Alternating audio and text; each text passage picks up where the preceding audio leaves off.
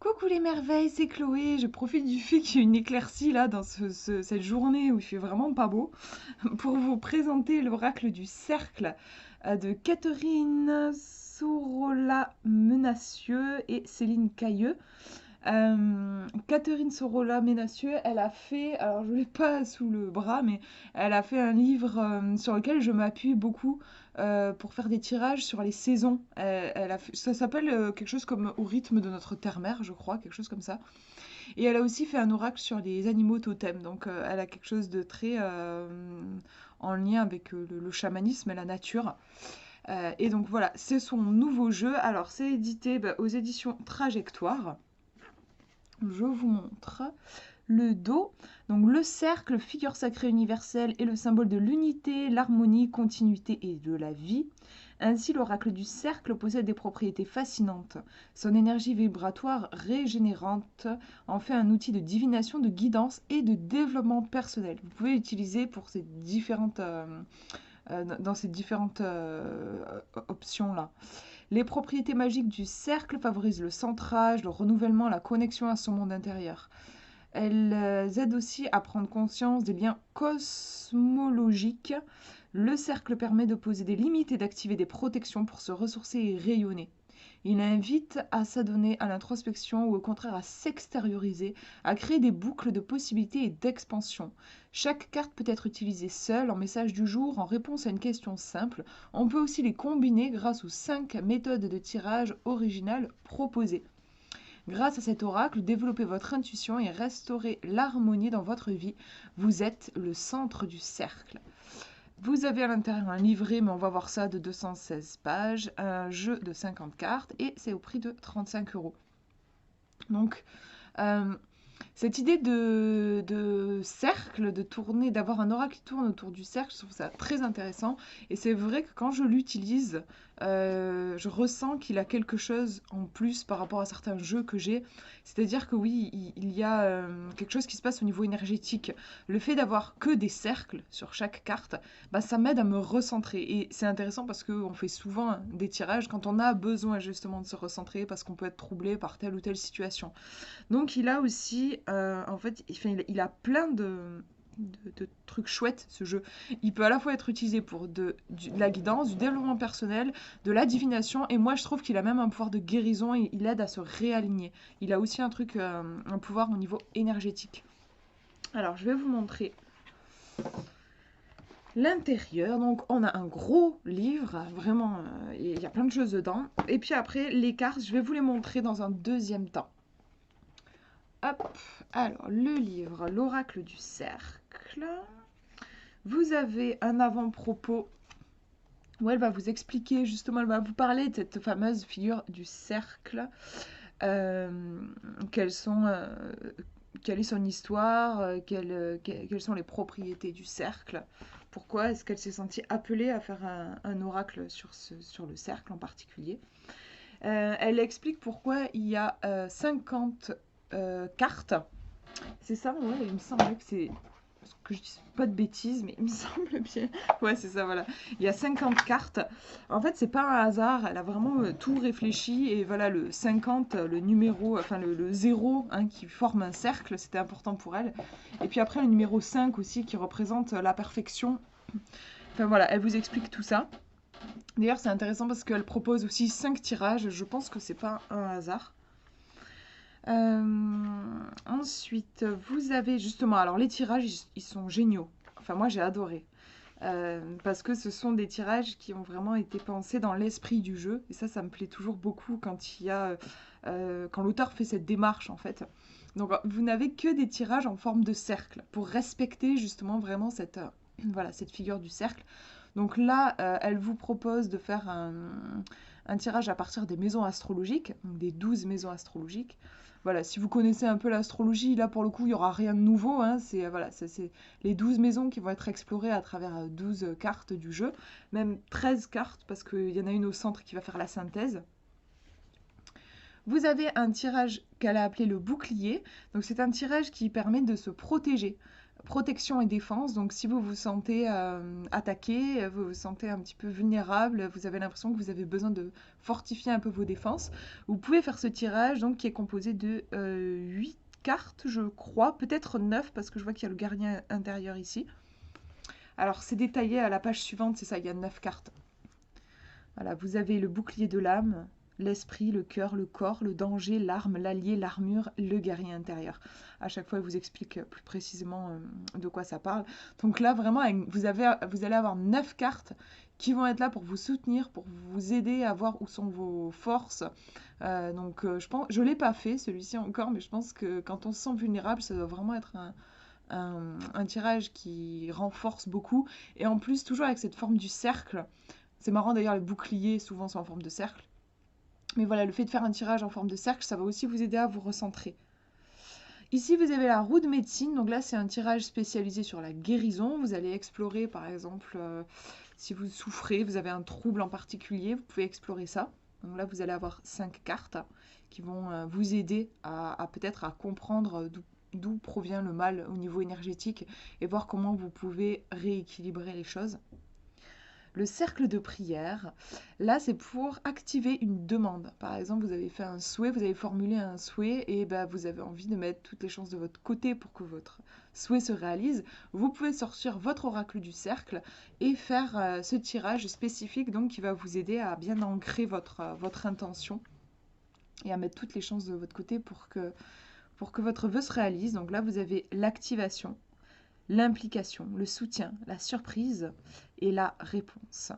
La réponse, c'est quelle est la réponse de l'univers face à cette demande et quel résultat puis-je espérer. Donc c'est comme un dialogue en fait que avec ce tirage vous allez engager un dialogue avec l'univers. Vous avez fait votre demande, mais vous allez aussi voir quelle est sa réponse, quel est le soutien peut-être, voilà le soutien qu'il vous apporte. Vous allez pouvoir explorer tout ça. Et ensuite, vous avez le petit cirque de la vie. Alors, c'est mon préféré, celui-ci, je le trouve vraiment très créatif. En fait, vous avez, alors, il y en a combien? 7, 8 cartes, je crois. Et vous posez une question et vous allez avoir 8 points de vue différents. C'est super intéressant, je trouve. Vous avez par exemple Monsieur Loyal. Donc là, elle vous met les mots-clés honnêteté, bienveillance, avertissement, protection. Ça correspond à quel conseil me donne-t-on? Vous allez ensuite consulter le prestidigitateur qui va être spécialisé dans les illusions, le potentiel caché, le déni, la confusion. Lui va vous renseigner sur qu'est-ce que je ne vois pas tel que c'est en réalité.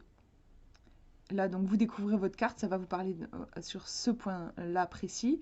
Ensuite, le funambule, équilibre, centrage, écoute de soi, reliance. Quelle ligne de conduite intérieure dois-je suivre sans me laisser déconcentrer pour éviter de tomber du fil? Ensuite, le jongleur, dextérité, rapidité, adresse, coordination. Qu'est-ce que je ne dois surtout pas laisser tomber? Le dompteur, sang-froid, autorité, pouvoir, discipline. Qu'est-ce que je maîtrise dans la situation? Le ventriloque, parole, manipulation, dépendance, opinion extérieure. Par quoi suis-je influencé malgré moi? L'acrobate, force, souplesse, prouesse, confiance. Quel risque m'invite-t-on à prendre? Et le clown, alors lui, voilà, c'est le rire, l'expléguerie, la dédramatisation, spontanéité, et il va vous indiquer sur un point sur lequel ce serait bien de moins vous prendre au sérieux. Vraiment, quand vous avez fait ça, ce tirage-là, je l'ai fait, quand vous avez comme ça 8 points de vue différents sur un souci, je trouve que c'est vraiment un tirage qui est hyper riche. Avec ça, vous êtes bien... En fait, vous avez vraiment... c'est comme si moi, l'image que j'ai quand j'ai un souci, c'est qu'il y a du brouillard devant mes yeux. Et là, c'est vraiment ça enlève le brouillard et ça vous permet de voir tout le paysage, tout ce qui s'offre à vous. Donc ensuite, vous avez les cartes qui sont proposées. Alors, comment ça se passe au niveau des cartes? Comment elles sont présentées? Vous avez la représentation de la carte en couleur, le titre. Alors, à chaque fois, en fait, vous avez le titre et puis un mot-clé. Donc là, par exemple, le titre, c'est la fleur de vie. Le mot-clé qui est associé, c'est la créativité. Donc là, vous avez ce que représente la carte. On pourrait dire que ce sont des mots-clés. Là, par exemple, on dit la fleur de vie représente la source de nos origines, le cycle de création, les infinies possibilités et potentialités de notre créativité, l'esthétisme, l'absolu, la dimension universelle, le développement, l'énergie vitale, l'expansion, la réunification, la guérison et la perfection. Donc là, quand vous lisez ça, moi, je trouve toujours intéressant de prendre le temps, oui, de bien lire pour voir quels sont les mots. En fait, suivant votre question, il y a des mots, ça va absolument pas vous parler.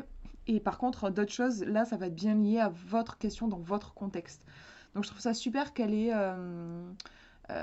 propose vraiment. Il y a quand même beaucoup de mots qui sont proposés et assez différents pour permettre de coller vraiment à chaque situation. Donc là, après, une fois que vous avez vu les mots-clés donc qui représentent l'énergie de la carte, vous avez une explication qui est plus longue, ça dure à peu près une page. Alors, ouais, j'ai perdu un petit peu la webcam. Oula, non, en fait, là, je suis sur la luminosité, je me suis trompée. Euh, Ah là là, en plus, le soleil m'a quitté aussi, donc c'est un peu... Bon voilà, vous avez un texte qui est plus fourni. Donc ce qui est sympa, c'est que si vous êtes pressé, vous n'avez pas le temps de lire tout le texte, vous pouvez juste vous référer aux mots ici. Et puis voilà, vous avez tout de suite l'énergie. Et si jamais vous avez le temps de creuser, vous pouvez lire les pages qui sont proposées. Donc voilà un autre exemple. Ici, on a la carte du cosmos qui représente l'intelligence. Alors, une des spécificités de ce jeu, c'est que vous avez le côté à l'endroit et à l'envers. Donc là, par exemple, cosmos, c'est l'intelligence. Mais ici, on a le mot chaos. Si vous le tirez dans l'autre sens, c'est le chaos. C'est pas le cas pour la première carte. La carte de la fleur de vie n'a pas de revers. En fait, elle n'a pas de côté négatif. Mais sinon, toutes les autres cartes, oui. Donc, vous allez avoir au niveau des mots-clés, par exemple, là, on vous dit, quand c'est retourné, elle vous donne aussi les mots-clés. Ici, si la carte est à l'envers, ça va être l'instabilité, la confusion, le mélange, le dérèglement et le chaos. Donc ensuite, au niveau du texte, là, on vous dit si vous l'avez tiré à l'endroit et si vous l'avez tiré à l'envers. C'était pas le cas sur la première carte parce que, comme je vous disais, c'est la seule du jeu qui n'a pas d'envers. Donc voilà, j'essaie de... Je suis désolée pour la luminosité, mais voilà, j'espère que vous pouvez voir et éventuellement faire une pause et lire un petit peu, si vous voulez voir. Voilà, je vous montre une autre carte. Ici, on a Gaïa, toujours à l'endroit, à l'envers, les mots-clés ici. Et si vous avez tiré à l'endroit, donc là, on vous parle de la carte. Et si vous avez tiré à l'envers, vous avez un autre texte. Je vais vous lire en diagonale, je ne vais pas tout lire parce que ce serait un peu long, mais par exemple sur le soleil, la carte du soleil, le rayonnement. Je vais vous lire le texte ici, là, en diagonale pour que vous ayez une idée de l'esprit enfin, comment l'auteur parle des cartes. Le soleil est une carte dominante, son énergie est puissante et irradie autour d'elle, si bien que tirée avec une autre carte, elle lui donnera toujours une connotation positive. Pardon. Le soleil vous demande d'activer votre énergie de création. Donc, on est souvent sur des conseils propres à de la guidance. Il vous faut vous imposer. Comme lui, vous devez dégager quelque chose de puissant. Donc voilà, on vous explique bien l'énergie du soleil, comment vous pouvez l'incarner. Tirer la carte du soleil implique d'avoir beaucoup de leadership, des dons pour diriger et commander. C'est une vibration qui est très masculine, liée à l'énergie yang. On nous dit le soleil vous demande d'être acteur de votre existence et créateur de votre réalité. Soyez dans votre plein pouvoir, soyez guerrier, volontaire et confiant, trouvez en vous le bon orgueil, vous devez à présent rayonner de joie et d'amour propre. Voilà, j'ai lu en diagonale, je ne vous ai pas tout lu, mais vous voyez un petit peu la façon dont l'auteur nous décrit ça. Et si vous avez tiré la carte à l'envers, on vous dit le soleil vous met en garde contre les dictates de l'ego qui voudrait vous en mettre plein la vue. Ne laissez pas votre ego décider à votre place, surveillez votre conduite, vos excès de vanité, prenez garde à ne pas trop écraser les autres. Être éclairé par le soleil est une bonne chose, mais quand il devient trop fort, il éblouit. Ainsi aveuglé, vous pourriez ne pas vous rendre compte que vous passez pour arrogant et insolent. En fait, on a une énergie ici qui est déséquilibrée, qui est en excès en fait. Du coup, ouais, je reviens, désolée, j'ai un portable qui a sonné, donc oui, bon, en gros, voilà, je pense que vous avez vu, on est au niveau des textes, on a quelque chose qui est très, je trouve, centré, ouais, sur l'introspection, prendre conscience des énergies qu'on dégage, qu'on incarne, et éventuellement ben, réajuster si jamais on constate qu'on est en excès, voilà. C'est un jeu qui va pousser, je trouve, à prendre conscience en fait de ce qui se passe pour nous et à voir si c'est quelque chose qui nous correspond ou si on veut changer les choses. Voilà pour le bouquin, je crois que j'ai fait le tour. Alors le seul truc qui est un peu dommage avec le jeu, c'est que c'est pour retrouver dans le livret. En fait, il n'y a pas de numéro sur les cartes. Du coup, à chaque fois, enfin, à moins qu'il y ait quelque chose que j'ai pas capté, mais moi, en tout cas, je dois aller à la table des matières à la fin pour retrouver le, le titre. Et voilà, et au hasard, enfin, je suis obligée de parcourir tout pour essayer de trouver. C'est pas classé par ordre alphabétique, il n'y a pas de numéro. Ça, c'est un peu dommage parce que voilà, c'est pas évident en fait, du coup, de retrouver bon, précisément enfin, facilement, on va dire, les cartes. Après, peut-être qu'il y a un fonctionnement que j'ai pas capté, je sais pas. Je vais vous montrer les cartes justement. Alors, première chose qui m'a frappée, c'est leur grandeur, enfin leur taille. Elles sont vraiment très grandes. Je pense que c'est les plus grandes cartes que j'ai. Je vais vous mettre les dimensions dans la description. Mais bon, vous voyez, par rapport à ma main, après, j'ai pas. Je vais voir si. Je crois pas que j'ai un jeu sous la main. Non, j'ai pas de truc qui aille bien pour vous montrer. Mais voilà, la taille est vraiment grande. Alors, c'est vrai que c'est pas très pratique, surtout quand on a des petites mains. Ça va pas non plus être très pratique pour faire des tirages. Il va falloir avoir de l'espace, une grande table. Moi, perso, c'est vrai que je préfère quand elles sont plus petites. Après, bon, j'essaye toujours de voir le côté positif quand j'ai un jeu. Et le côté positif ici, c'est que vraiment, les illustrations, on va pouvoir mais complètement plonger dedans. C'est vraiment, c'est presque des toiles, quoi. Enfin, voilà, ça rend vraiment honneur aux illustrations qui sont magnifiques, je trouve. Donc là, c'est le dos des cartes. Vous avez des tranches qui sont neutres. Au niveau de la qualité des cartes, bah, ces éditions Trajectoire. Je réfléchis, quel autre jeu j'ai de, je sais plus, mais bon, elles sont assez fines en fait. Elles sont assez fines. C'est pas la meilleure qualité de carte que j'ai, c'est sûr, mais bon, après, je pense que voilà, que ça résistera quand même assez bien dans le temps. Voilà, qu'est-ce que je peux vous dire de plus? Je crois que c'est tout. Je vais vous montrer les cartes. Alors, qu'elles soient dans l'ordre, enfin dans le bon sens. Je sais pas trop, on verra, sinon on tournera. Alors, ouais, du coup, je suis désolée pour la luminosité qui n'est pas tellement au rendez-vous. J'espère que ça va aller quand même. Donc, vous voyez là, c'est le titre, La roue des possibles. On nous parle d'opportunités. Et si vous le tirez dans l'autre sens, c'est les blocages, les choses qui sont bloquées. Voilà. Je vais essayer de voir à quelle distance vraiment vous pouvez l'avoir la plus nette possible. Ouais, je crois que c'est plutôt là. Voilà. Le cratère qui, à l'inverse, donne le bouillonnement. Fortuna, la chance, donc l'infortune à l'envers. La boussole qui nous donne l'orientation, mais l'égarement si elle est à l'envers. La couronne, très jolie carte. La consécration et humilité. La spirale, évolution ou involution, je crois, c'est ça, hein, ouais. Le cerceau, l'insouciance et en inverse, immaturité. La porte céleste, spiritualité, matérialité. Des fois, il y a vraiment un travail au niveau de l'illustration. Ici, par exemple, on voit bien. Le cosmos, l'intelligence, le chaos. Le sceau de la justice. Vraiment, les illustrations sont superbes. C'est sûr que la taille des cartes, pour le coup, ça permet vraiment de rentrer dedans. Et en plus, comme on n'est que sur des cercles, c'est vrai que voilà, ça va vraiment permettre de se recentrer. Le soleil. Le tunnel, passage et vacuité ici. La boucle du temps, continuité et à l'inverse, mort, renaissance. Le labyrinthe, la quête et à l'inverse, c'est l'errance, c'est ça, ouais. Le silence à l'envers et ici, sinon, c'est l'appel avec le tambour.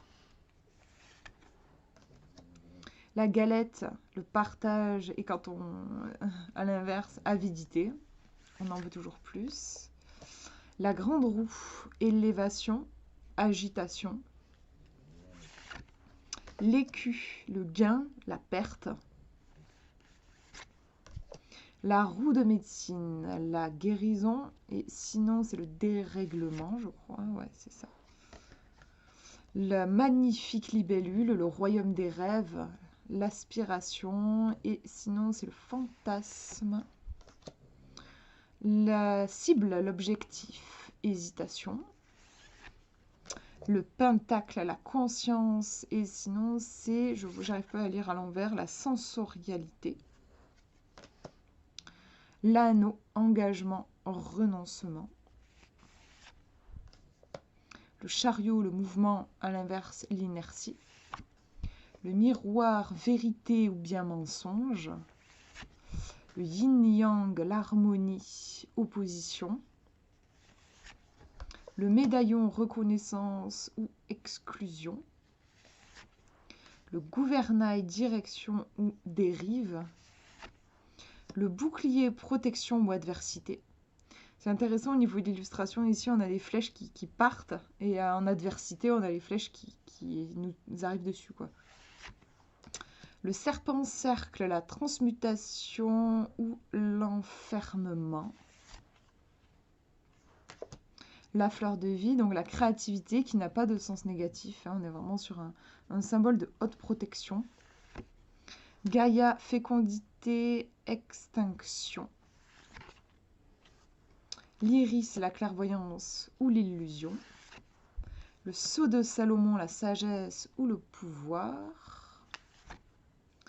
La lune, l'intuition ou bien la désillusion. Le halo de lumière, l'illumination ou l'ombre. Le cycle karmique, les missions ou les épreuves. Celle-là, je l'aime beaucoup. Le cercle de sorcières et de fées, la magie ou le maléfice. Le supplice, les tourments, la torture. Donc là, on a une carte on ressent toute la souffrance. Et donc voilà, vous avez aussi des cartes plus douloureuses dans le jeu. Le berceau des ancêtres, l'héritage ou les secrets. La fragilité, alors celle-ci, elle est à l'envers. J'ai l'impression que les autres aussi. La rosace, l'épanouissement ou la fragilité. Ah non, celle-là, c'est bon. Le monde, l'exploration ou l'intériorisation. C'est ça, je crois, ouais. Le charme, non, la charrue, pardon, la productivité ou la stérilité. Là, on a un vrai travail aussi sur l'illustration entre l'endroit et l'envers.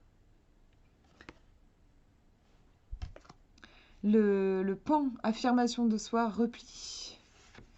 La ronde, rassemblement ou division. C'est vrai que c'est rigolo, là on voit les personnages en fait qui se tiennent la main et en division, on a des personnages qui ont l'air de se... Près du mot division, on a des personnages qui n'arrivent pas à se tenir la main. L'horloge, la patience, urgence, de l'autre côté. L'engrenage, synergie ou dépendance. Et le cercle de feu, initiation ou bien danger. Donc ouais, vous avez à chaque fois un truc aussi qui est spécifique chez cet oracle, qui n'est pas présent chez tous les oracles, c'est que vous avez toujours voilà, l'énergie qui, quand elle est en équilibre, en gros en positif ou en négatif. Donc la position des cartes va avoir une importance capitale. Hein. Si vous tirez une carte, par exemple celle-ci, vous la tirez dans ce sens-là, initiation, donc là ça va être, dans le conseil, ça va être vraiment... lancez-vous, même s'il y a quelque chose qui peut faire peur, vraiment vous allez sortir grandi de cet apprentissage. Si vous le tirez comme ça, à l'inverse, c'est n'y allez pas, ça craint, là il y a un danger. Donc vous voyez la même carte, suivant dans quelle position elle est tirée, ça peut vraiment être son contraire, enfin voilà, tout son contraire. Donc alors comment faire pour vraiment travailler avec les cartes renversées? C'est pas évident, je trouve, d'avoir des cartes qui vont venir se mettre à l'envers. À moins de mélanger les cartes en fait d'une certaine façon, c'est-à-dire que vous les étalez sur votre table et vous les brassez comme ça, là, hop, et ensuite vous les rassemblez. Déjà, moi personnellement, c'est pas une technique que j'aime trop faire parce que je trouve qu'on peut facilement abîmer les cartes en essayant de les rassembler. Et en plus, là, vu la taille des cartes, il faut une sacrée grande table, je trouve, pour vraiment pouvoir bien les brasser. C'est pas évident. Donc en fait, moi, pour ces cartes-là, je ne les utilise pas en fait en renversé. En fait, je pose une intention avant pour pouvoir utiliser quand même ces mots-là. Par exemple, j'ai mon jeu. Je lui demande quelle est mon énergie qui est déséquilibrée. Voilà. Et je vais tirer une carte. Par exemple, voilà, j'ai tiré celle-ci. Je l'ai tirée à l'endroit, mais en fait, moi, je sais que là, je vais la lire comme ça. Ça veut dire que je dois travailler quelque chose au niveau de l'exclusion. Vous voyez, en fait, vous pouvez après tout simplement poser comme un postulat de base, une intention de base, et puis vous tirez votre jeu et vous pouvez du coup savoir à quoi vous référez. Voilà, et par exemple là, si je veux travailler sur l'ombre, bah, je vais lire le message lié à l'ombre de la carte. Voilà pour cette présentation, bah, j'espère que ça vous aura plu. Je vous fais de gros bisous, prenez bien soin de vous.